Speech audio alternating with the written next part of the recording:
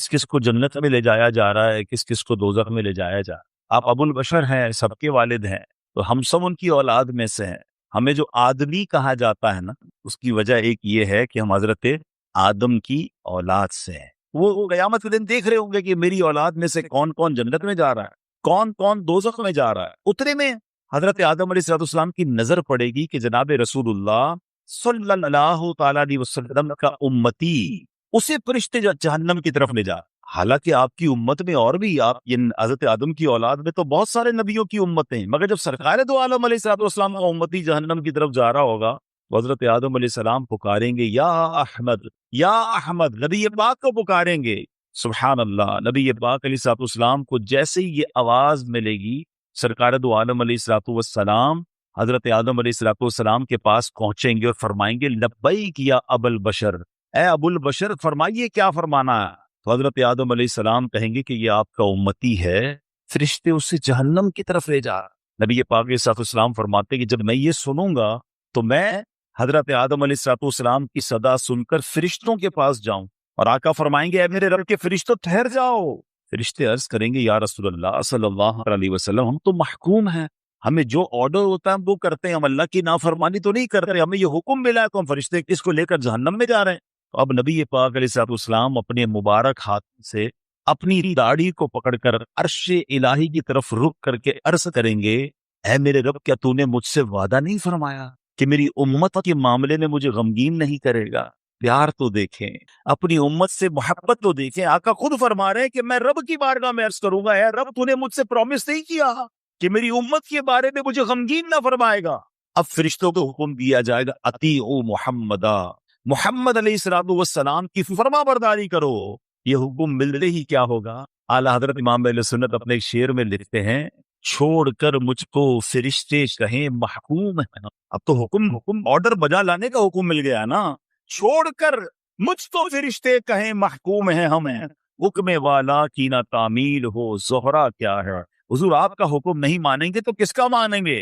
اب نبی پاک فرمائیں گے کہ اس بندے کو پھر میزان عمل پر لاؤ، اعمال تولے گئے ہوں گے، رزلٹ اناؤنس ہو گیا ہوگا، گناہ زیادہ ہوں گے، جہنم میں جانے کا فیصلہ ہو گیا ہوگا، مگر آقا فرمائیں گے پھر میزان پر لاؤ، پھر اس کی اعمال تولو۔ اب جب اس کی اعمال تولے جائیں گے تو نبی پاک علیہ السلام فرماتے ہیں میں اپنی جیب سے ایک کاغذ کا ٹکڑا نکالوں گا اور اس کی نیکیوں کے پلڑے پر رکھ دوں، جس کے گناہ زیادہ ہیں نیکیاں کم ہیں، آقا فرماتے اب میں اپنی جیب سے ٹکڑا نکالوں گا کاغذ کا اور اس کے نامہ اعمال میں نیکیوں کے پلڑے پر رکھ دوں گا۔ نبی پاک فرماتے ہیں جیسے ہی وہ پرچہ رکھوں گا اس کی نیکیوں کا پلڑا بھاری ہو جائے گا۔ اچھا، اب جیسے ہی یہ سارا کچھ منظر ہوگا تو محشر میں شور برپا ہو جائے گا، کامیاب ہو گیا، نیکیوں کا پلڑا بھاری ہو گیا، اب اسے جنت میں لے جاؤ۔ سبحان اللہ، اسی کلام کا شعر ہے نا، صدقے اس رحم کے اس سایہ دامن پہ نثار، صدقے اس رحم کے اس سایہ دامن پہ نثار، اپنے بندے کو مصیبت سے بچایا کیا۔ اچھا، اب یہ سارا ماجرا تو ہو جائے گا، مگر کمال یہ ہے کہ جس بندے کا یہ معاملہ ہوگا نا وہ نہیں پہچانا ہوگا ابھی تک یہ ہے کون سی ہستی جنہوں نے میرا اس مصیبت میں ساتھ دیا۔ آرڈر ہو چکا ہے، جہنم فرشتے لے جا رہے ہیں، انہوں نے آ کر انٹرسپٹ کیا، میری نیکیوں کا پلڑا بھاری کیا، میرا جنت کا آرڈر نکل آیا۔ آپ کو فرشتے جب جنت کی طرف لے جائیں گے نا، اگر رکو تو صحیح، مجھے پہلے ان سے ملنے تو دو، یہ ہے کتنی پیاری ہستی، اس مصیبت میں میرے کام آئے ہیں۔ سرکار دو عالم علیہ السلام کی بارگاہ میں حاضر ہو کر وہ شخص عرض کرے گا میرے ماں باپ آپ پر قربان، آپ کا چہرہ کتنا نورانی ہے، آپ کتنے حسین ہیں، آپ کیسے اعلیٰ اخلاق والے ہیں، آپ نے میرے آنسوؤں پر رحم کھایا ہے، میرے گناہ معاف کروائے ہیں۔ حضور اپنا تعارف تو کروائیے، آپ کون ہیں؟ اللہ اکبر۔ سرکار دو عالم علیہ السلام فرماتے ہیں میں اسے جواب دوں گا میں تیرا نبی محمد صلی اللہ تعالی علیہ وسلم ہوں، اور یہ وہ تیرا درود پاک ہے جو تو نے مجھ پر پڑھا تھا، میں نے آج ہی کے دن کے لیے تمہارے لیے سیو کر کے رکھا ہوا تھا۔ اللہ اکبر، اللہ اکبر۔ دو باتیں سیکھنے کو مل رہی اس حدیث میں، ایک کہ درود پاک کتنی کمال کی چیز ہے، یہ نیکیوں کا پلڑا بھاری بنانے والا عمل ہے، یہ اللہ کی رضا حاصل کرنے والا عمل ہے، اس سے بگڑے کام سنور جاتے ہیں۔ مگر انفارچونیٹلی پرابلم یہ ہے، کون سا ایسا بیان ہے، کون سی ایسی محفل ہے جس میں درود پاک کے فضائل بیان نہیں ہوتے؟ مگر اگر ہم دیکھیں تو یہاں بہت بڑی تعداد جو ہے پورا پورا دن گزر جاتا ہے ایک بار بھی درود نہیں پڑھتے ہیں، حالانکہ یہ کثرت سے پڑھنے والا وظیفہ ہے۔ اگر میں یہاں سے پوچھنا شروع کروں تو سب کا کوئی نہ کوئی پرابلم ہوگا، کوئی بیمار بیٹھا ہوگا، کوئی قرضے میں ہوگا، کوئی کسی ڈیفیکلٹی، کوئی کس پرابلم۔ سچی بات بتاؤں، ہر درد کی دوا ہے صلی علی محمد، ہر درد کی دوا ہے صلی علی محمد، تعویذ ہر بلا ہے صلی علی محمد صلی اللہ علیہ وسلم، مگر پڑھتے نہیں، سوشل میڈیا پر گھنٹوں گزارتے ہیں۔ پلیز آپ کر کے دیکھیں ایک بار، آپ کسی بھی پرابلم میں نا ایک بار کر کے دیکھیں، آپ کثرت سے درود پاک پڑھنا شروع کر دیں گے، اپنی آنکھوں سے اپنی مصیبتیں حل ہوتے ہوئے دیکھیں گے، آپ کے شولڈر سے برڈن ریلیز ہوتے ہوئے آپ دیکھیں گے، آپ کے دماغ پر اگر کوئی ٹینشن ہے آپ اس پہ ریلیف ہوتا ہوا خود اپنی آنکھوں سے دیکھیں گے، آپ روزی میں برکت دیکھیں گے۔ یہ میں نہیں کہہ رہا، یہ نبی پاک کے فرمان ہیں، انہوں نے وعدے فرمائے ہیں، انہوں نے یہ حدیث ارشاد فرمائی ہیں، لیکن ہم نہ جانے کیوں درود پاک میں اس طرح انوالو نہیں ہوتے، اور پھر قیامت کے دن انشاءاللہ یہ ایک حدیث نہیں ہے، کئی حدیثوں کو اگر آپ پڑھیں، سرکار دو عالم علیہ السلام فرماتے تھے تم میں سے میرے سب سے زیادہ نزدیک قیامت کے دن وہ ہوگا جس نے مجھ پر سب سے زیادہ درود پڑھیں گے۔ میرے حوض کوثر میں کچھ لوگ آئیں گے، حدیثوں کو خلاصہ پیش کرنا، جن کو میں کثرت درود کی وجہ سے پہچان لوں گا، پیارے آقا انہیں پہچان لیں گے۔ نبی پاک کہیں فرما رہے ہیں کہ میں اپنے ساتھ جنت میں لے جاؤں گا جو درود پاک کثرت سے پڑھنے والے ہوں گے، تو کیوں نہ ہم درود پاک کثرت سے؟ تو اے میرے پیارے اسلامی بھائیوں، پہلی نیت تو آج کے اجتماع میں یہ کرنے کہ انشاءاللہ اب روزانہ کثرت سے درود پاک ایک بار محبت کے ساتھ پڑھ لے، صلو علی الحبیب صلی اللہ تعالی علی محمد صلی اللہ علیہ وسلم۔ اس حدیث سے ایک اور جو خوبصورت بات سیکھنے کو ملی کہ سرکار دو عالم علیہ السلام قیامت کے دن کس طرح اپنے امتیوں کی شفاعت فرمائیں، کس طرح تلاش کر کر کے گناہ گاروں کی بخشش کروائیں گے، یعنی کتنا پیار ہے انہیں کہ اس دن جب ساری دنیا کے لوگ جمع ہوں گے سرکار دو عالم علیہ السلام کو اپنے امتیوں کا خیال ہو۔ نبی پاک کے بہت سارے کمالات، بہت سارے اوصاف ہم نے سنے ہیں، مگر آج پرٹیکولرلی شفاعت مصطفیٰ صلی اللہ علیہ وسلم، یہ کتنا بڑا انعام ہے اس امت پر، یہ نبی پاک پر بھی انعام ہے کہ ان کو قیامت کے دن کیسی عزت کا مقام عطا کیا جائے گا، ہم سنیں گے آگے بیان میں۔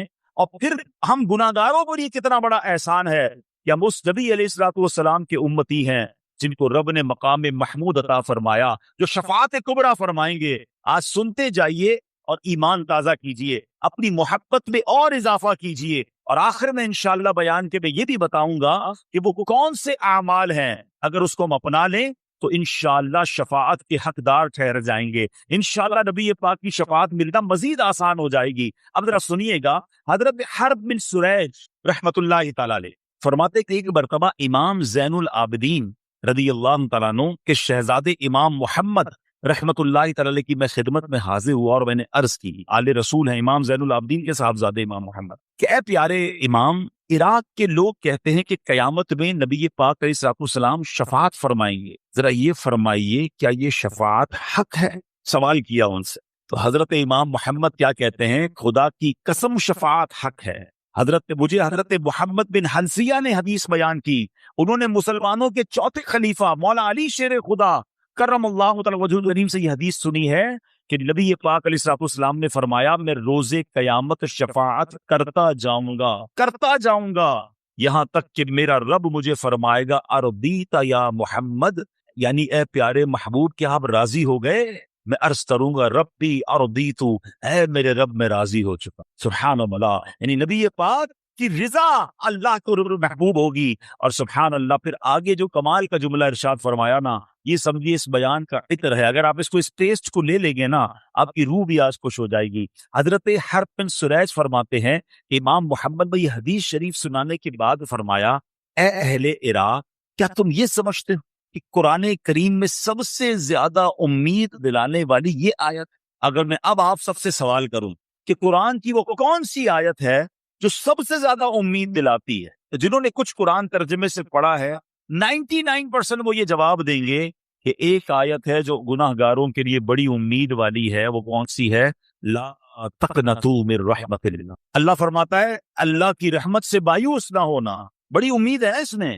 مگر امام محمد کیا فرماتا ہے؟ کہتے نہیں، ہمارے نزدیک یہ نئی آیت نہیں ہے، بلکہ ہم تمام اہل بیت کا یہ متفقہ فیصلہ کہ سب سے زیادہ امید دلانے والی قرآن کی آیت یہ ہے جس نے رب نے ارشاد فرمایا وَلَسَوْفَ يُعْطِيكَ رَبُّكَ فَتَرْضَىٰ، اے محبوب ہم قریب تمہیں اتنا عطا فرمائیں گے کہ تم راضی ہو جاؤ۔ اچھا بڑی کمال کی بات ہے، اس میں تو سرکار دو عالم علیہ الصلوۃ والسلام کو عطا کیا جا رہا ہے نا، اس میں ہمیں کیوں خوش ہونا ہے؟ امت کے لیے کیا انعام ہے؟ اللہ اپنے حبیب سے فرما رہا ہے وَلَسَوْفَ يُعْطِيكَ رَبُّكَ فَتَرْضَىٰ، اے محبوب ہم قریب تمہیں اتنا عطا فرمائیں گے کہ تم راضی ہو جاؤ گے۔ آپ کو پتہ ہے نبی پاک پر جب یہ آیت نازل ہوئی تو سرکار دو عالم علیہ الصلوۃ والسلام نے کیا فرمایا؟ آقا علیہ الصلوۃ والسلام نے اس سے فرمایا جب تک میرا ایک بھی امتی جہنم میں ہوا میں راضی نہیں ہوں گا۔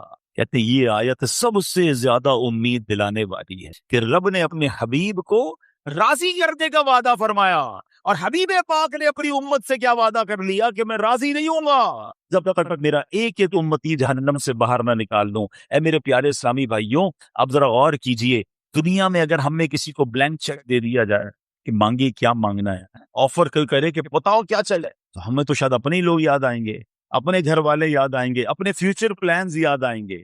اللہ نے گویا نبی پاک کو اس آیت میں بلینک چیک عطا فرمایا وَلَسَوْفَ يُعْطِيكَ رَبُّكَ فَتَرْضَىٰ، اے محبوب ان قریب تمہارا رب تمہیں اتنا دے گا کہ تم راضی ہو جاؤ گے۔ آقا اپنے لیے مانگتے، اپنی آل کے لیے، اپنی فیملی کے لیے۔ اے امتیوں، ہم سے کتنا پیار ہے، جب تک ایک بھی امتی جہنم میں ہوگا میں رب سے راضی نہیں ہوں گا، یعنی میں اس کو جہنم سے نکال لوں گا۔ اے میرے پیارے اسلامی بھائیوں، شفاعت کے بارے میں عقیدہ کیا ہونا چاہیے، یہ بڑا ضروری، اپنا بلیف سمجھ لیں۔ ایز اے مسلم ہمارا شفاعت کے بارے میں ہمارا عقیدہ کیا ہونا چاہیے؟ یاد رکھیے کہ ہمارے پیارے آقا علیہ الصلوۃ والسلام قیامت کے دن شفاعت فرمائیں گے، آپ کی شفاعت قبول کی جائے گی، اس کا عقیدہ رکھنا یہ واجب ہے، ٹھیک ہے؟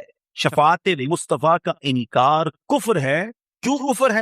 کہ شفاعت کا جو انکاری ہے وہ قرآن کی آیتوں کا انکاری، وہ حدیثوں کا انکاری ہے، کیونکہ قرآن میں واضح طور پر محبوب پاک کی شفاعت کا بیان ہے۔ اب میں چند قرآن پاک کی آیتیں اور چند حدیثیں بیان کرتا ہوں کہ کہاں کہاں نبی پاک کی شفاعت کا بیان ہے۔ ایک تو یہی آیت وَلَسَوْفَ يُعْطِيكَ رَبُّكَ فَتَرْضَىٰ، اے محبوب ان قریب تمہارا رب تمہیں اتنا دے گا کہ تم راضی ہو جاؤ گے۔ اور نبی پاک کا یہ فرمانا کہ جب تک ایک امتی بھی جہنم میں ہوا میں راضی نہ ہوں گا، یہ پہلی آیت۔ اب دوسری سنیے، اللہ کریم ارشاد فرماتا ہے 26ویں پارے میں سورہ محمد آیت نمبر 19، ارشاد ہوا وَاسْتَغْفِرْ لِذَنبِكَ وَلِلْمُؤْمِنِينَ وَالْمُؤْمِنَاتِ، آسان ترجمہ قرآن کنز العرفان۔ اور اے حبیب اپنے خاص غلاموں اور عام مسلمان مردوں اور عورتوں کے گناہوں کی معافی مانگو۔ اب ذرا غور کیجئے، معاف کرنے والا کون ہے؟ رب ہے۔ جس نے معاف کرنا ہے وہ خود ہی نبی پاک کو کیا فرما رہا ہے کہ اپنی امت کے لیے مجھ سے استغفار کر لو تاکہ میں ان سب کی بخشش فرما دوں۔ اب بتائیے کیا نبی پاک رب کا کوئی فرمان ٹال سکتے ہیں؟ اس کا مطلب یہ ہوا کہ ربی نے فرمایا ہے کہ اے محبوب اپنی امت کی مجھ سے سفارش کرو، ان کے لیے استغفار کرو۔ تو قرآن کی یہ آیت بھی بتا رہی ہے کہ نبی پاک کو شفاعت کا حق عطا فرمایا، شفاعت کا تحفہ عطا فرمایا گیا۔ اور سبحان اللہ، اب آئیے پارہ 15 سورہ بنی اسرائیل آیت نمبر 79 میں ارشاد ہوتا ہے عَسَىٰ أَن يَبْعَثَكَ رَبُّكَ مَقَامًا مَحْمُودًا۔ کتنی خوبصورت آیت ہے۔ اللہ فرماتا ہے قریب ہے کہ آپ کا رب آپ کو ایسے مقام پر فائز فرمائے گا کہ جہاں سب تمہاری حمد کریں گے۔ مقام محمود کیا ہے؟ نبی پاک سے ہی سوال کیا گیا کہ یا رسول اللہ مقام محمود کیا ہے؟ فرمایا ہوا الشفاعہ، وہ شفاعت ہے۔ سبحان اللہ، مقام محمود نبی پاک علیہ السلام کو جب عطا کیا جائے گا نا، وہ قیامت کے دن ایسا نرالا منظر ہوگا، اللہ اکبر۔ انشاءاللہ عاشقان رسول اس دن کے انتظار میں ہیں۔ سیدی اعلیٰ حضرت کہتے ہیں نا، عرش حق ہے مسند رفعت رسول اللہ کی، دیکھنی ہے حشر میں عزت رسول اللہ کی۔ خدا کی قسم اس دن نبی پاک کی عزت ساری دنیا دیکھے گی۔ اور یہ بھی یاد رکھیے گا کہ اس دن صرف مسلمان نہیں، غیر مسلم بھی مان جائیں گے۔ جو آج نبی پاک کی شفاعت کے منکر ہیں وہ بھی مان جائیں گے، کیونکہ رب نے انہیں مقام کیسا دینا ہے وہ اپنی آنکھوں سے سب کچھ ہوتا ہوا دیکھ رہے ہوں گے، وہ مقام کیسا ہوگا۔ آئیے حدیث پاک کا خلاصہ سنیے اور ایمان تازہ کیجئے۔ نبی پاک کی خصوصیت یہ ہے کہ روز قیامت پیارے آقا علیہ السلام سب سے پہلے اپنے روضہ مبارک سے باہر تشریف لائیں گے۔ جیسے ہی آپ اپنی قبر انور سے باہر آئیں گے قبر سے تو سارے ہی لوگ قیامت کے دن نکلیں گے نا، مگر فرسٹ آف آل سب سے پہلے جو اپنی قبر مبارک سے نکلیں گے وہ رسول پاک علیہ الصلوۃ والسلام ہوں گے، اور جیسے ہی اپنے روضے سے آپ باہر نکلیں گے 70,000 فرشتے تعظیم اور احترام کے لیے حاضر ہو جائیں گے۔ کیا شاندار پروٹوکول ہوگا نبی پاک علیہ الصلوۃ والسلام کا۔ پھر آپ کی خدمت میں براق پیش کیا جائے گا، ہیں جنتی سواری پیش کی جائے گی، جس پر سوار ہو کر آپ میدان محشر کو تشریف لائیں گے۔ اللہ اکبر۔ اب سنیے نبی پاک کے فرمان، ایمان تازہ ہو جائے گا۔ آقا فرماتے انا سید ولد آدم یوم القیامہ، قیامت کے دن میں تمام اولاد آدم کا سردار ہوں گا۔ ایک روایت میں فرمایا انا اولہم خروجا، قیامت کے دن سب سے پہلے میں ہی اپنی قبر انور سے باہر تشریف لاؤں گا۔ وَأَنَا قَائِدُهُمْ إِذَا وَفَدُوا، جب سب بارگاہ الہی میں پیش ہوں گے میں سب کا پیشوا ہوں گا۔ وَأَنَا خَطِيبُهُمْ إِذَا أَنصَتُوا، جب سارے لوگ خاموش ہو جائیں گے کسی میں ضرورت نہیں ہوگی بات کرنے کی، میں خطیب ہوں گا۔ وَأَنَا مُسْتَشْفِعُهُمْ إِذَا حُبِسُوا، جب انہیں روک لیا جائے گا حساب شروع نہیں ہو رہا ہوگا میں ان کی شفاعت کروں گا۔ وَأَنَا مُبَشِّرُهُمْ إِذَا أَنِسُوا، جب سب مایوس ہوں گے میں انہیں خوشخبری سناؤں گا۔ الکرامۃ والمفاتیح یومئذ بیدی، اس دن بزرگی اور عزت بھی میری ہوگی اور جنت کی چابیاں بھی میرے ہاتھ میں ہوں گی۔ وَأَنَا أَكْرَمُ وَلَدِ آدَمَ عَلَى رَبِّي، اور میرے رب کریم کی بارگاہ میں تمام اولاد آدم سے بڑھ کر میری عزت ہوگی۔ فرمایا اس روز 1000 خادم میرے گرد اس طرح ہوں گے جیسے بکھرے ہوئے موتی ہوتے ہیں۔ حدیث پاک میں فرمایا بیدی لواء الحمد، قیامت کے دن حمد کا پرچم میرے ہاتھ میں ہوگا۔ تحت آدم ومن دونہ، حضرت آدم اور ان کی اولاد میں جو ہیں سب کے سب میرے اس پرچم کے نیچے ہوں گے۔ اللہ اکبر۔ اب ذرا غور کیجئے اللہ نے کیسا مقام عطا فرمایا ہوگا۔ یاد رکھیے جب یہ مقام محمود دیکھیں گے اپنے کو اپنے، پرائے بھی مانیں گے، مگر اس دن کا ماننا کام نہ آئے گا کہ اس دن تو وہ دیکھ کر مانیں گے نا۔ ارے ماننا آج ہے، عزت آج کرنی ہے، عقیدہ آج مضبوط کرنا ہے۔ یہی بات تو سیدی اعلیٰ حضرت لکھتے ہیں کہ آج لے ان کی پناہ، آج مدد مانگ ان سے، آج لے ان کی پناہ، آج مدد مانگ ان سے، پھر نہ مانیں گے قیامت نے اگر مان گیا۔ قیامت میں تو غیر مسلم بھی مان جائیں گے جب ایسا مقام دیکھیں گے۔ اب تصور کیجئے وہ کیسا دن ہوگا، زمین تانبے کی ہوگی، لوگ اپنے پسینے میں ڈبکیاں کھا رہے ہوں گے، انتظار ہوگا کہ ختم نہیں ہو رہا ہوگا۔ کبھی گرمی کے اندر ہمیں کوئی 5-10 منٹ باہر کھڑا کر دے اور کہے جناب 10 منٹ رکیے اور 10 منٹ بعد آئیے گا، وہ 10 منٹ نہیں کٹتے ہیں کیونکہ پسینے سے بندہ شرابور ہو جاتا ہے، بندہ فوراً کوئی سایہ ڈھونڈتا ہے، مگر اس دن اللہ کے عرش کے سوا کوئی سایہ نہ ہوگا۔ اب کیا ہوگا جب بہت گرمی لگے گی، بہت ٹائم گزر جائے گا تو اہل محشر آپس میں مشورہ کریں گے کہ کچھ تو کرو، کسی سے تو بات کرو، حساب کتاب ہی شروع ہو جائے۔ کھڑے کھڑے جناب گرمی میں سارے تھک گئے، اب جناب سب مل کر حضرت آدم علیہ السلام کے پاس جائیں۔ جب حضرت آدم کے پاس جائیں گے نا تو جا کر کہیں گے اے ابو البشر، آپ سب سے پہلے دنیا میں آئے، آپ اللہ کی بارگاہ میں سفارش کریں اور ہمارے اس مصیبت سے ہماری نجات دلائیں۔ کیا ہوگا؟ حضرت آدم کہیں گے نفسی نفسی اذهبوا الی غیری، آج جیسا رب نے غضب کیا ہے پہلے ایسا غضب کبھی نہ کیا ہوگا، کسی اور کے پاس جاؤ۔ یہ سارے محشر کے لوگ ڈھونڈتے ڈھونڈتے حضرت نوح علیہ السلام کے پاس پہنچیں گے۔ اے نوح، آپ آدم میں ثانی ہیں، آپ اللہ کی بارگاہ میں، آپ نجی اللہ ہیں، آپ اللہ کی بارگاہ میں ہماری سفارش کریں۔ آپ فرمائیں گے اذهبوا الی غیری نفسی نفسی، آج رب نے جیسا غضب کیا ایسا پہلے کبھی نہیں کیا۔ اہل محشر پھر تلاش کرتے ہوئے حضرت ابراہیم کے پاس آئیں گے، آپ تو خلیل اللہ ہیں، اللہ کے دوست ہیں، آپ اللہ سے عرض کریں، وہ بھی کہیں گے اذهبوا الی غیری۔ اس کے بعد حضرت عیسیٰ علیہ السلام کے پاس آئیں گے، وہ بھی منع کر دیں گے۔ آخر اہل محشر کہیں گے ہمیں کوئی راستہ تو بتا دیں، کوئی کلو تو دے دیں، ہم جائیں تو کس کے پاس جائیں؟ جب یہ سب گھوم پھر کر حضرت عیسیٰ کے پاس آئیں گے نا، حضرت عیسیٰ کہیں گے ایک ہی شخصیت ہے جو آج مدد کر سکے، وہ اللہ کے آخری نبی ہیں، وہ رحمت للعالمین ہیں، جناب رسول اللہ صلی اللہ علیہ وسلم کے پاس چلے جاؤ، وہ تمہاری مدد کریں گے، انہی کے ہاتھ میں شفاعت کا دروازہ ہے۔ اللہ اکبر۔ اب یہ اہل محشر جب حضرت جناب رسول اللہ صلی اللہ علیہ وسلم کے پاس آئیں گے تو میرے آقا علیہ السلام یہ نہ کہیں گے اذهبوا الی غیری، آقا فرمائیں گے انا لہا انا صاحبکم، آؤ میرے غلاموں، آج میں اسی دن کے لیے ہوں۔ سبحان اللہ۔ اسی منظر کو کس خوبصورت انداز میں مولانا حسن ندیٰ خان صاحب لکھتے ہیں نا، وہ لکھتے ہیں کہیں گے اور نبی اذهبوا الی غیری، کہیں گے اور نبی اذهبوا الی غیری، میرے حضور کے لب پر انا لہا ہوگا، میرے حضور کے لب پر انا لہا ہوگا، دکھائی جائے گی محشر میں شان محبوبی کہ آپ ہی کی خوشی آپ کا کہا ہوگا۔ اب کیا ہوگا ذرا سنیے، نبی پاک کے پاس جب پہلے محشر پہنچیں گے نا تو اب نبی پاک سجدہ کریں گے۔ پہلے ذرا یہاں رک جائیں، ایک اور خوبصورت سوال، very beautiful question, relevant question دماغ میں آتا ہے۔ یہ حدیثوں کے ذریعے پتہ تو چل گیا کہ شفاعت تو نبی پاک نے کرنی ہے، آخری نبی علیہ الصلوۃ والسلام نے کرنی ہے، ہم تو نہیں جائیں گے پھر حضرت آدم کے پاس، ہم تو نہیں جائیں گے حضرت نوح کے پاس، ہم تو سارے مل کر پہلے ہی پہنچ جائیں گے۔ ہم نے KDA میں بیان سنا تھا، ہمیں پتا تھا حدیث میں یہی ہے کہ آخر میں جانا رسول پاک علیہ الصلوۃ والسلام کے پاس ہے، تو ہم ڈائریکٹ چلے جائیں گے۔ علماء کہتے ہیں ٹھیک ہے، حدیثوں میں یہ سارا تصور اور ساری بات بتا دی گئی ہے، مگر اس دن اہل محشر سارے ہی بھول جائیں، سب یہ کام کریں گے، اور اس کی ایک ریزن ہے، اس کی ایک وجہ ہے۔ اس کو ایک اور لاجک سے سمجھ لیں، ہم سب تو قبر کے سوالات پتہ ہیں اور سب کو جوابات بھی پتہ ہیں، اب بندہ بولے مسئلہ ہی کوئی نہیں، اب تو پیپر آؤٹ ہو گیا، مرنے کے بعد قبر میں جائیں گے، پوچھا جائے گا مر رب کا، میں کہہ دوں گا اللہ رب ہے، ماں دینوں کا کہوں گا اسلام دین ہے، ماں کنت تقول فی حقی ھذا الرجل، جب پیارا سا چہرہ دکھایا جائے گا کہہ دوں گا یہ رسول اللہ نا، آسان ہو گیا نا، پیپر آؤٹ ہے، پھر کیسے لوں گا؟ علماء کہتے ہیں حدیثوں میں سوال بھی بتا دیے، جواب بھی بتا دیے، مگر جواب وہی دے گا جس سے رب راضی ہے، جس کے اعمال اچھے ہوں گے، ورنہ وہ بھول جائے گا۔ تو یہ محشر کے دن یہ سارا پروٹوکول کیوں کیا گیا؟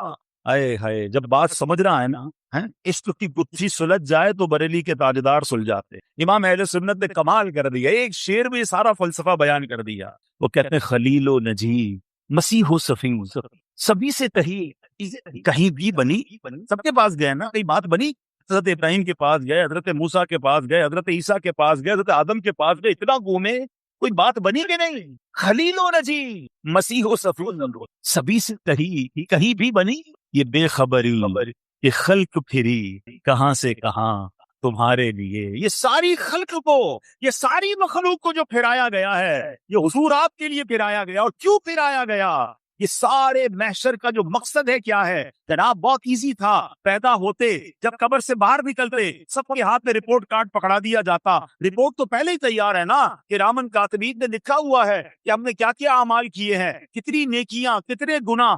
قبر سے نکلتے کہا جاتا گناہ زیادہ ہے، تم جاؤ جہنم میں، تمہاری نیکیاں جاؤ جنت میں۔ یہ اتنا بڑا جیسے محشر سجایا گیا، کہیں پل صراط، کہیں جناب میزان عمل، کہیں حوض کوثر۔ اللہ اکبر، سبحان اللہ۔ شاعر کہتے ہیں فقط اتنا سبب ہے انعقاد بزم محشر کا، there is only one reason، ایک ہی وجہ ہے یہ محشر کا میدان سجانے کے لیے، فقط اتنا سبب ہے انعقاد بزم محشر کا، آقا تمہاری شان محبوبی دکھائی جانے والی، بتانا ہے کہ میرے محبوب کا مرتبہ کیسا ہے، جس نے یہاں رسول پاک کی محبت کو دل میں تھاما، جس نے یہاں ان کی سچی غلامی اختیار کی، اس کی شفاعت ہونی ہے، اس کی مغفرت ہونی ہے۔ ساری زندگی نمازیں پڑھی، ساری زندگی روزے رکھے، مگر عشق رسول نے دل میں نہیں ہے، اس کا کچھ نہیں بننا ہے۔ جمعے کے خطبے میں ایک جملہ بار بار آپ نے سنا ہے، شاید ہزاروں بار سنا ہوگا، الا لا ایمان لمن لا محبت لا، الا لا ایمان لمن لا محبت لا، سنا ہے نا؟ کبھی اس کا معنی سمجھنے کی کوشش، اس کا مطلب کیا ہے سن لو، اس کا ایمان نہیں جس کے دل میں نبی پاک سے محبت کے بغیر کچھ بھی نہیں ہے، وہاں کام آنی ہے۔ اب کیا ہوگا جب آقا کے پاس یہ اہل محشر پہنچیں گے تو نبی پاک کیا کریں گے؟ ذرا سنیے گا، ایک تاریخی سجدہ ہوگا قیامت کے دن، ایک تاریخی سجدہ ہوگا، اور وہ سجدہ جب نبی پاک فرمائیں گے نا، آج میں اور آپ سجدہ کریں، کوئی اٹھاتا ہے سجدے سے؟ پتہ جب نبی پاک سجدہ کریں گے نا تو رب کی طرف سے ارشاد ہوگا ارفع راسک یا محمد، اے محمد اپنا سر اٹھائیے۔ کیسا پیار ہے اللہ عز و جل اور نبی پاک علیہ السلام۔ رب اللہ کی بارگاہ میں غمگین سجدہ ہوگا نا، امت کی فکر میں یہ سجدہ ہوگا، بڑا طویل سجدہ ہوگا، ارشاد ہوگا ارفع راسک یا محمد، اے محمد سر اٹھائیے۔ پھر فرمایا جائے گا آپ کہیے، آپ کی سنی جائے گی، سل تعطا، مانگیے آپ کو دیا جائے گا، اشفاء کشفا، آپ شفاعت کیجئے، آپ کی شفاعت قبول کی جائے گی۔ اللہ اکبر۔ پھر نبی پاک علیہ السلام اپنے غلاموں کی شفاعت فرمائیں گے، اور کتنی شفاعت فرمائیں گے یہ آپ کو بتاتا ہوں، لیکن یہ شعر آپ نے کئی بار سنا ہوگا نا، عرش حق ہے مسجد رفعت رسول اللہ کی، کہ نبی پاک کا جو بیٹھنے کا مقام قیامت کے دن کیا ہوگا؟ وہ عرش الہی ہوگا۔ کہہ سیدی اعلیٰ حضرت نے، اور روایت سنو، روایتوں میں آتا ہے قیامت والے دن رب کریم نبی پاک علیہ السلام کو عرش اعظم پر بچھائے گا، اگلے رشتے سارے یہ فضیلت جان لیں گے اور سب کی زبان آپ کی تعریف میں مصروف ہو جائے گی. یہ وہ مقام محمود ہے جس کا قیامت کے دن رب نے قرآن میں وعدہ فرمایا. وہ کون سی آیت ہم نے سنی تھی؟ عسیٰ ان یبعثک ربک مقاما محمودا. قریب ہے کہ آپ کا رب آپ کو ایسے مقام پر فائز فرمائے گا جہاں سب تمہاری حمد کریں گے. اب آؤ میرے پیارے اسلامی بھائیوں، ہو سکتا ہے کسی کے دل میں آئے کہ شفاعت تو ہوگی مگر وہ تو نیکوں کی ہوگی، جو نبی پاک کے قریب ہوں گے ان کی ہو جائے گی. اربوں لوگ ہوں گے، ہمارا کیا بنے گا؟ اللہ اکبر. ایسے ہی نہیں، نبی پاک ہمارے اتنے پیارے آقا ہیں، ایسے امت کے غمخوار ہیں، ایسے فکر مند ہیں. سنو، نبی پاک علیہ الصلوۃ والسلام فرماتے ہیں مجھے دو باتیں، مجھے اختیار دیا گیا کہ دو باتیں ہیں، آپشن دیا کہ یا تو آپ کی آدھی امت کو جنت میں داخل کر دیا جائے یا آپ شفاعت لے لیں. سنیے گا حدیث میں there were two options. یا تو half of your امت will go in جنہ، آپ کی آدھی امت بخش دی جائے، یا آپ شفاعت لے لیں. نبی پاک فرماتے میں نے شفاعت کو حاصل کر لیا کیونکہ وہ اس سے زیادہ برکت والی ہے، اس میں گنجائش زیادہ ہے، یعنی میں اپنی ساری کی ساری امت کو بخشوا لوں گا. ایک اور جگہ نبی پاک علیہ الصلوۃ والسلام فرماتے ہیں شفاعتی للہالکین من امتی، شفاعت میری امت کے ان لوگوں کے لیے ہے جنہیں گناہوں نے ہلاک کر دیا. میرے آقا گناہ گاروں کو تلاش کر کر کے شفاعت فرمائیں گے. سبحان اللہ. مولانا حسن رضا خان صاحب اسی کی حیثیت کو بیان کرتے ہیں نا، وہ کہتے ہیں وہ پاک دل کے نہیں جس کو اپنا اندیشہ وجوہ میں فکر و تردد میں گر گیا ہوگا. اس دن سارے لوگ رو رہے ہوں گے، گھبرائے ہوئے ہوں گے، ہمارا کیا ہوگا؟ ارے نبی پاک تو بخشائے ہیں نا، مگر ان کے دل پر بھی فکر ہوگی، وہ بھی رنج میں ہوں گے. وہ اپنے لیے نہیں، وہ کس کے لیے؟ وہ امت کے لیے غمزدہ ہوں گے. فرماتے ہیں میں اللہ کی بارگاہ میں کھڑا رہوں گا، اپنے منبر پر نہیں بیٹھوں گا. ہر نبی کے لیے منبر بنایا گیا ہوگا، مگر میں رب کی بارگاہ میں اس لیے کھڑا رہوں گا کہ مجھے یہ ڈر ہوگا کہ کہیں مجھے جنت میں نہ بھیج دیا جائے اور میری امت پیچھے نہ رہے. آپ سمجھ رہے ہیں اس بات؟ میں اور آپ تمنا کیا کر رہے ہیں کہ قیامت مجھے جلدی جلدی جنت میں بھیج دیے جائیں. نبی پاک فرماتے مجھے یہ خوف ہوگا کہ کہیں مجھے جنت میں نہ بھیج دیا جائے، میری امت پیچھے نہ رہ جائے. اللہ اکبر. ایسا خیال تو ماں باپ بھی نہیں کرتے اپنے بچوں کا، جو نبی پاک اس دن فرمائیں گے. یہی بات مولانا حسن رضا خان صاحب لکھتے ہیں کہ عزیز بچے کو ماں جس طرح تلاش کرے. ارے کسی کا ماں کا بچہ گم ہو جائے کیسے ڈھونڈتا ہے؟ عزیز بچے کو ماں جس طرح تلاش کرے، خدا گواہ یہی حال آپ کا ہوگا. ہزار جان فدا نرم نرم پاؤں سے پکار سن کے اسیروں کی دوڑتا ہوگا. ارے ابھی ادھر سے کوئی پکار رہا ہوگا، کوئی ادھر سے پکار رہا ہوگا، اور آقا دوڑ دوڑ کر انہیں بچا رہے ہوں گے. کوئی قریب ترازو، کوئی لبے کوثر، کوئی صراط میں ان کو پکارتا ہوگا. کسی کو لے کے چلیں گے فرشتے سوئے جحیم، وہ ان کا راستہ پھر یہ دیکھتا ہوگا. آقا مجھے جہنم میں لے جایا جا رہا ہے، یا رسول اللہ میری شفاعت فرمائیے، اور آقا کرم فرما کر اس کی شفاعت فرمائیں گے. یہ حال نبی پاک کا قیامت کے دن ہوگا. اور خود فرماتے ہیں میں اپنے منبر پر اس وقت تک نہیں بیٹھوں گا جب تک میرے امتیوں کو جہنم سے نہ نکال لوں. ایک اور حدیث پاک میں آتا ہے نبی پاک فرماتے ہیں روئے زمین پر جتنے درخت اور پتھر ہیں، قیامت کے دن میں ان سب کی تعداد کے برابر آدمیوں کی شفاعت کروں گا. اتنی شفاعت فرمائیں گے. اللہ اکبر. ایک اور جگہ روایت میں ملتا ہے کہ ہر نبی کو ایک دعا دی گئی ہے. ویسے تو نبی کی ہر دعا قبول ہوتی ہے، مگر ایک اسپیشل دعا دی گئی کہ وہ جو مانگے کہ انہیں عطا کیا جائے. نبی پاک نے پتہ کیا فرمایا؟ فرمایا ہر نبی نے اپنی دعا دنیا میں کر لی ہے، میں نے وہ دعا قیامت کے دن بچا کے رکھی ہے، اور وہ اس دن اپنی امت کے لیے کروں. اللہ اکبر. پیار تو دیکھے ہم سے. میں اب نوجوانوں سے 2 منٹ بات کرنا چاہتا. ہم لوگ کہتے ہیں میں فلاں فٹ بالر سے پیار کرتا، مجھے فلاں ایکٹر سے پیار، مجھے فلاں کرکٹر بڑا اچھا لگتا. گھر میں جاؤ تو تصویریں لگائی ہوئی ہیں، اس کو ایڈمائر کر رہے ہیں، اس کو فالو کر رہے ہیں، اس جیسے کپڑے، اس جیسے بال، اس جیسے سٹائل. کبھی پوچھوں اس سے کہ بھائی کبھی وہ جو بڑا آدمی جس کو آپ فالو کرتے ہیں دیوانے، اس نے کبھی آپ کا کوئی خیال کیا؟ آپ کو جانتا ہے؟ نوجوان کہتے ہیں ہمیں کیسے جانے گا، اس کے تو اربوں کروڑوں فالوورز ہیں، ہم تو کبھی ملے نہیں ہیں، بس اس کو دیکھا ہے، دیوانے ہو گئے ہیں، وہ ہمیں جانتا بھی نہیں، ہمارا خیال کہاں سے رکھے گا؟ اب مجھے بتاؤ تم اس کو چاہتے ہو کہ جو تمہیں جانتا نہیں ہے، جس نے کبھی تمہارا خیال نہیں رکھا. میں اس کی محبت کی بات کر رہا ہوں کہ میں اور آپ پیدا نہیں ہوئے تھے 1400 سال پہلے جو ہمیں یاد کرتے تھے. جو راتوں کو جاگتے تھے، ہمارے لیے آنسو بہاتے رہے ہیں، معراج کی شب امت کو یاد کیا، اور آپ دیکھیں محشر کے دن کیا حال ہوگا۔ ارے واقعی اگر کسی سے محبت کرنی ہے، کسی پر فدا ہونا ہے، تو رسول پاک سے بڑھ کر کوئی ایسی ہستی نہیں۔ اعلیٰ حضرت کہتے ہیں نا، جو نہ بھولا ہم غریبوں کو رضا، جو نہ بھولا ہم غریبوں کو رضا، یاد اس کی اپنی عادت کیجیے۔ اب آئیے، باتیں تو بہت ساری ہیں، مگر اب میں کچھ وہ اعمال بتا حدیثوں کے ذریعے جس کے بارے میں نبی پاک نے فرمایا کہ یہ عمل کرنے والے کو میری شفاعت ملے گی۔ شفاعت حاصل کرنی ہے نا، تو کچھ ایسا بننے کی بھی تو کوشش کریں۔ پیارے آقا فرماتے قال لا الہ الا اللہ خالصا من قلبہ۔ ایک دن نبی پاک سے حضرت ابو ہریرہ نے پوچھا، یا رسول اللہ، قیامت کے دن آپ کی شفاعت کی سعادت کون پائے گا؟ کون آپ کی شفاعت حاصل کر سکتا؟ کتنا خوبصورت جواب دیا، قال لا الہ الا اللہ خالصا من قلبہ۔ فرمایا جس نے دلی اخلاص کے ساتھ کلمہ طیبہ پڑھا ہوگا وہ شفاعت کا حقدار ہے۔ مبارک ہو، ہم سب مسلمان ہیں، مگر اب ایمان کی حفاظت بھی کرنی ہے۔ ہاں، یہ ون وے ٹریفک نہیں ہے۔ The most growing religion on earth, اس وقت دنیا میں سب نے تیزی سے اسلام پھیل رہا ہے، لیکن ایک بات یاد رکھیے کہ ایسا نہیں ہے کہ کوئی مسلمان اسلام سے پھر نہیں سکتا۔ قرآن کیا کہتا ہے؟ یا ایھا الذین آمنوا اتقوا اللہ حق تقاتہ ولا تموتن الا وانتم مسلمون۔ اے ایمان والو، اللہ سے ڈرو جیسا کہ ڈرنے کا حق ہے، اور مت مرنا نہیں مگر مسلمان۔ دیر از اے بگ کوسچن۔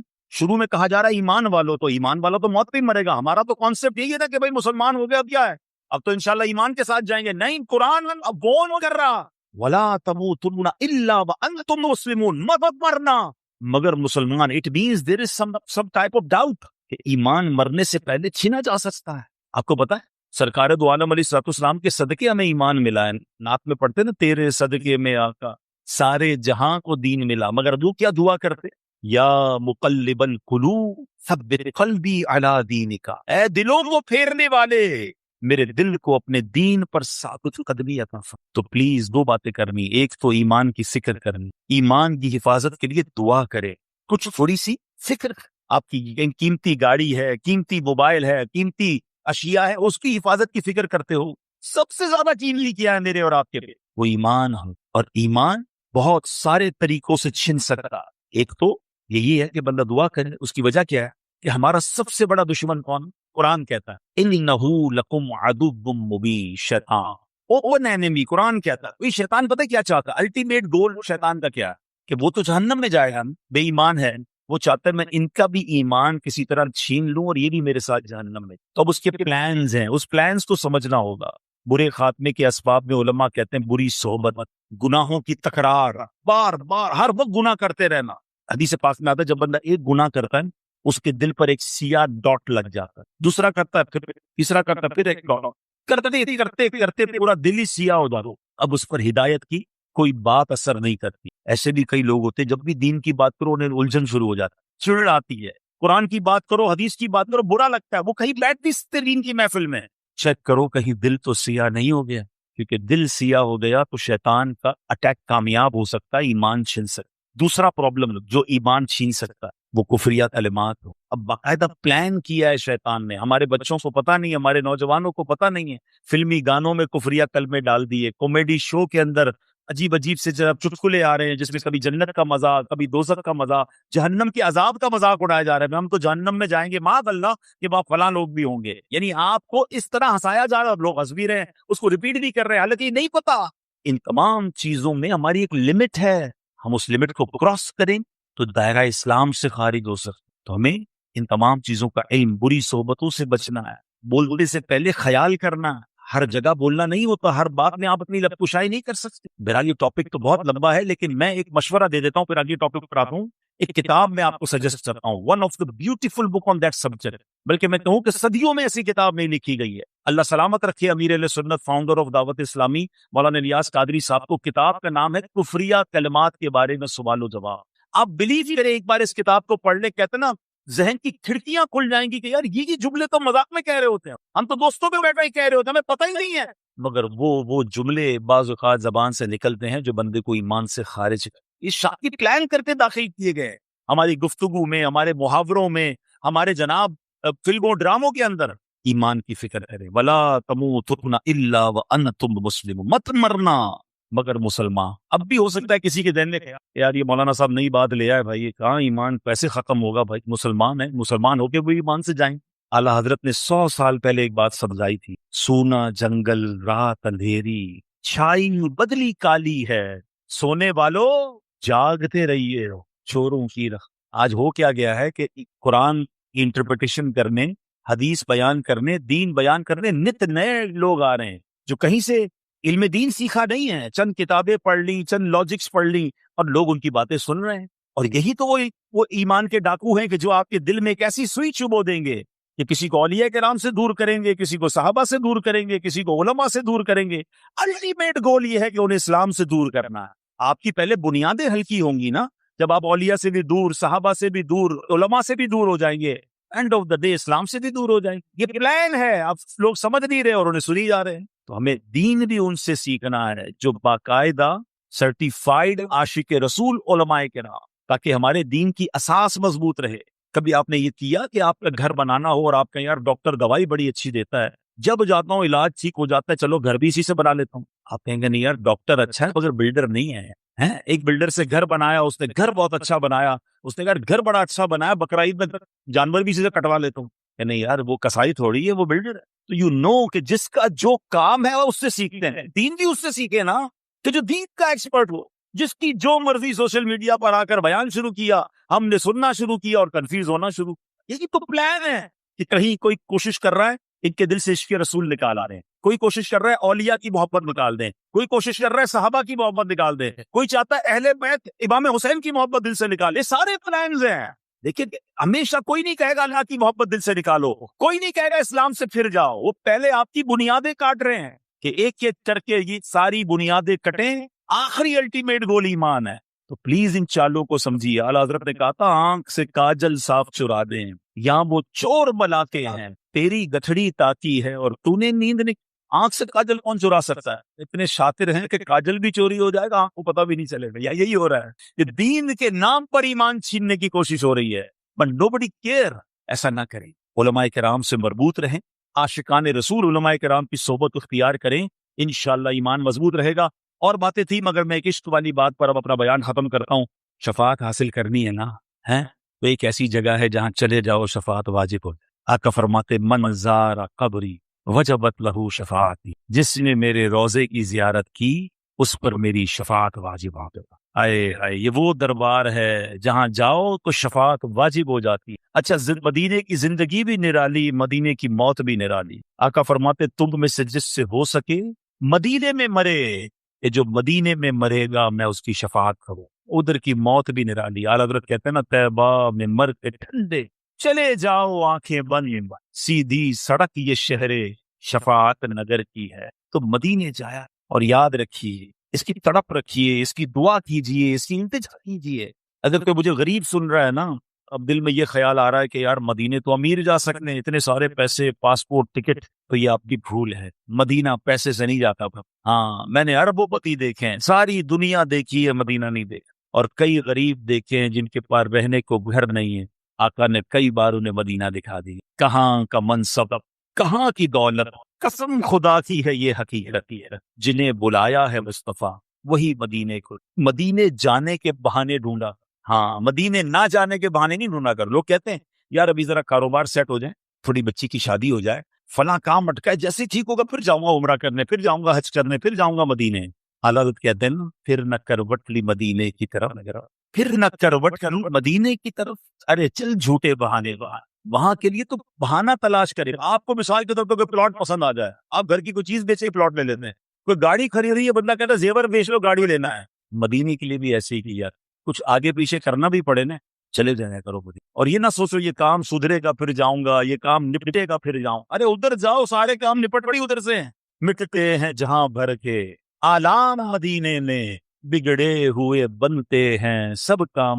میں نے امیروں سے زیادہ سخی غریبوں کو دے دیا، کچھ غریب تو کمال کر رہے۔ اور صحیح بتانا، جیسا غریب مدینے پہنچتا ہے نا اس کا صدقہ مل جائے۔ میں کئی ایسے غریبوں کو دیکھا، ایک بار میں نے ایک سے پوچھا، میں نے کہا یار مدینے آئے ہو کیسے آئے؟ جوڑ کے جو کچھ تھا نا سب خرچ کر دی تھی. میں نے کچھ بھی نہیں بولا, کچھ بھی نہیں, جو تھا کچھ چیزیں تھی وہ بھی بیچ دی تھی. میں نے کہا آپ تو کہتے لینے آیا ہوں, خالی کر کے آیا ہوں, اب لینے آیا ہوں, اور اس گلی میں آیا ہوں کہ اس گلی کا گدھا ہوں میں جس میں مانگتے تاجدار. یہ کمال کرتے ہیں, یہ سب کچھ ختم کر کے پہنچ جاتے ہیں مکے مدینے. اب برکے آتے ہیں. امیر یہی سوچتا رہتا ہے 3 لاکھ کا ٹکٹ ہو گیا, 50,000 کا ویزا ہو گیا, اب اتنے, حالانکہ ابھی کروڑوں لاکھوں روپے ادھر ادھر خرچ ہو رہے ہوں گے. مکے مدینے ہر کا خرچہ ہی چھپ رہا ہوتا ہے. یہ مت کر, یہ رہ جائے گا. اور یہ نصیب والوں کو ملنا. شوق پیدا کرے, دل میں ایسا شوق آ جائے کہ زندگی کا سب سے بڑا شوق یہی بن جائے. وہ پنجابی شاعر کہتے ہیں نا, مینو شوق مدینے چاون دا, میرے دل وچ حسرت ہور آقا تے مرضی اے, ساڈا تے کوئی زور نہیں, ہمارا کوئی زور نہیں. کروڑوں روپے ہوں آپ کے پاس, اگر بلاوا نہیں تو نہیں جا سکتے. بس مانگتے رہیں, عرض کرتے رہیں. اور خدا کی قسم دنیا میں کئی شہر ہیں جو آپ 2 4 5 بار کے بعد دیکھنا نہیں چاہتے. بندے کی فیوریٹ جگہ بھی ہونا, بندہ کہتا دیکھ لیا یار اب کہیں اور چلو. کتنی بار جائیں اس ملک میں, کتنی بار جائیں اس شہر میں, مگر مدینہ وہ شہر ہے کہ 1000 بار دیکھے جی نہیں بھر رہا. بلکہ سچی بات یہ, جس نے جتنا دیکھا ہے نا وہ اتنا تڑپ رہا ہے. نہ دیکھنے والا بھی تڑپ رہا, دیکھنے والا زیادہ تڑپ. شربت دید نے ایک آگ لگائی دل میں, تپش دل کو بڑھایا ہے بجھانے. کیسی گلیاں اور کیسی فضائیں. صحابہ نے تو نبی پاک کی خوشبو سونگھی تھی, آقا کے جسم سے بش سے زیادہ خوشبو پیاری آتی تھی. اور صحابہ کرام گلی کے کنارے کھڑے ہو کر پہچان لیتے تھے کہ نبی پاک یہاں سے گزرے ہیں. مگر سچی بات یہ ہے 1450 سال ہو گئے, کسی عاشق رسول کی آنکھوں پر پٹی باندھے, ہاں اس کو مدینے لے جائیں, بتائیں نا کہاں لے جا رہے ہیں. اگر وائرس نہیں ہے نا ناک میں, پہلے آئے کووڈ وائرس, سونگنے کی صلاحیت ختم ہو گئی تھی. اگر اب بھی کچھ لوگوں کے عجیب عجیب وائرس ہوتے ہیں, عشق رسول ہے. اگر عشق رسول ہے تو پھر کیا ہوگا, آنکھوں پہ پٹی باندھ کر مدینے لے جائیں, وہ بتائے گا. عرصہ ہوا طیبہ کی گلیوں سے وہ گزرے ہیں, اتنا عرصہ, more than 1400 years. عرصہ ہوا طیبہ کی گلیوں سے وہ گزرے ہیں, اس گلیوں میں خوشبو ہے پسینے میں. آج بھی مدینے کی گلیاں بتا رہی ہیں کہ کس کا مسکن ہے, کس کا شہر ہے. تو مدینے جایا کرو, اس کی تڑپ دل نے رکھی, درود پاک کی کثرت کرے, کیونکہ وہاں شفاعت ملتی ہے. من زار قبری وجبت لہو شفاعت. یا کا فرماتے جس نے میرے روضے کی زیارت کی اس پر میری شفاعت واجب ہے. اللہ بار بار مکہ پاک مدینہ طیبہ کی حاضر نصیب فرما. ہم سب کو نبی پاک سے سچی محبت عطا فرما, وہ اعمال کرنا نصیب فرمائے جو نبی پاک کی رضا والے ہیں. ان اعمال سے بچائے جس سے آقا راضی ہو جاتے ہیں. ایک عمل بتا دیتا ہوں جو نبی پاک کی ناراضی والا سب عمل. آقا فرماتے فمن رغب عن سنتی فلیس منی, جس نے میری سنت سے منہ موڑا وہ مجھ سے نہیں. تو قیامت کے دن اگر آقا نے یہ کہہ دیا کہ جاؤ میں تمہاری شفاعت نہیں کرتا, تم تو میری سنت پر عمل ہی نہیں کرتے بلکہ سنت کا مذاق اڑاتے تھے, کدھر جائے سنت کو تھامی. الحمدللہ آج کے دور میں ایک ایسا ماحول ہے جہاں ہر قدم پر سنت کی بات کی جا رہا ہے. سنتوں بھرا اجتماع, سنتوں بھرا بیان, سنتوں بھرا ماحول, سنتوں بھرا مدنی قافلہ. دعوت اسلامی والے آپ کو قدر قدر اور سنتوں کی باتیں کرتے نظر آتے ہیں. تو آئیے اس ماحول سے وابستہ دعوت اسلامی کے مرکز فیضان مدینہ جاتے رہا کریں. ہمارا مدنی چینل دیکھیں, اس طرح کے بیان سننے ہوں تو مدنی چینل ہے, سوشل میڈیا پہ ہمارا اکاؤنٹس فالو کریں. تو یہ بیان سنتے رہیں گے تو عشق رسول میں اضافہ ہوگا, نبی پاک سے محبت میں اضافہ ہوگا. اللہ کرے کہ گناہوں بھری زندگی چھوڑ کر ہم سنتوں بھری زندگی گزارنے میں کامیاب ہو جائیں. آمین بجاہ النبی الامین صلی اللہ. ایک کمال کا میں آپ کو واقعہ سناتا ہوں, حضرت موسیٰ علیہ نبینا علیہ الصلوۃ والسلام کے دور کا واقعہ. اللہ کریم نے آپ کو حکم دیا کہ اے موسیٰ فلاں علاقے میں جاؤ, میرے ایک ولی کا انتقال ہو گیا ہے, تو اس کا جا کر نماز جنازہ ادا کرو, غسل کفن کا انتظام کرو. آپ ادھر گئے, آپ نے جب غسل کفن کے لیے کوشش کی تو لوگ کہنے لگے آپ کدھر آ گئے, یہ تو بڑا گناہ گار, بڑا بدکار اور زمانے کا بیکار شخص ہے, آپ اس کا جنازہ پڑھنے آئے ہیں. بہرحال آپ نے وہ سارا کچھ کر دیا. پھر اللہ سے کہا کہ یا اللہ بندے تو یہ کہہ رہے ہیں تیرا نافرمان تھا, گناہ گار تھا, اور تو فرماتا ہے تیرا ولی. اللہ نے فرمایا موسیٰ بات یہ بندے بات تو صحیح کر رہے ہیں، یہ جو کہہ رہے ہیں نا یہ سب ٹھیک کہہ رہے ہیں، مگر بات یہ ہے کہ اس بندے نے مرنے سے پہلے جب اس کی وفات کا وقت قریب آیا نا تو 5 کلمات کے ذریعے اس نے مجھے پکارا، اے موسیٰ میں نے ان 5 کلموں کی وجہ سے اس کی مغفرت فرما دی۔ حضرت موسیٰ نے کہا یا اللہ مجھے وہ 5 سینٹنس بتا دے، مجھے وہ 5 کلمات بتا دے کہ صدیہ گناہ کر کے اتنے بڑے گناہ گار کو صرف 5 کلموں کے لیے بخش دیا تو نے۔